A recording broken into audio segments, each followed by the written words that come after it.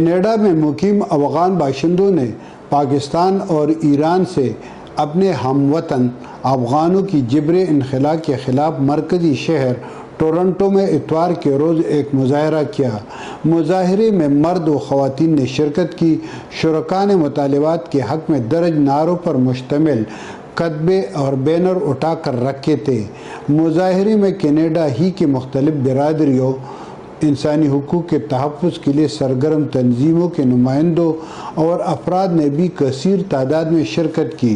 مظاہرین سے خطاب کرتے ہوئے سیاسی رہنما، سابق سفارتکار اور افغانستان کے مختلف صوبوں میں گورنری کے فرائض سر انجام دینے والے عبدالجبار نعیمی نے ہمسایہ ممالک پاکستان اور ایران پر زور دیا کہ وہ افغان باشندوں کے جبری انخلا کے فیصلے پر نظر ثانی کرے، کیونکہ اس وقت ان کے بقول افغانستان میں حالات بہت خراب ہے۔ اسی طرح جبار نعیمی نے کہا کہ پاکستان اور ایران میں رہائش پذیر افغان باشندوں میں 80% لوگوں نے نہ تو افغانستان دیکھا ہے اور نہ وہ وہاں پر حکمران طالبان کے ساتھ زندگی گزار سکتے ہیں۔ پاکستان اور ایران میں رہائش پذیر افغان باشندوں کے اربوں نہیں بلکہ کروڑوں روپے کے املاک ہے، لہٰذا ان جائیدادوں اور املاک کی تحفظ کو یقینی بنانے کے لیے دونوں ممالک کے حکمران اور سیاسی قائدین اقدامات اٹھائیں۔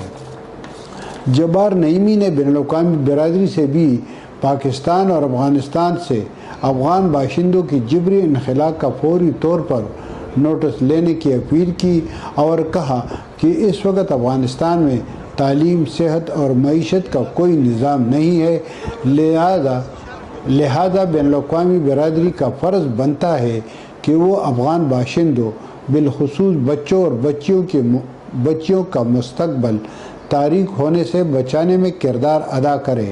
مظاہرین نے ایک قرارداد کے ذریعے اقوام متحدہ اور اقوام متحدہ کے ادارہ برائے مہاجرین اور امیگریشن سے بھی فوری طور پر افغانستان کے معاملے میں کردار ادا کرنے کا مطالبہ کیا ہے۔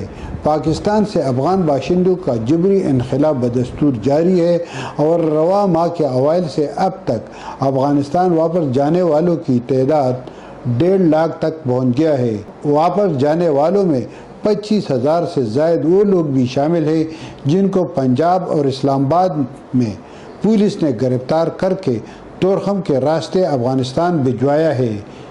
شمیم شاہد، میدان ڈیجیٹل، پشاور۔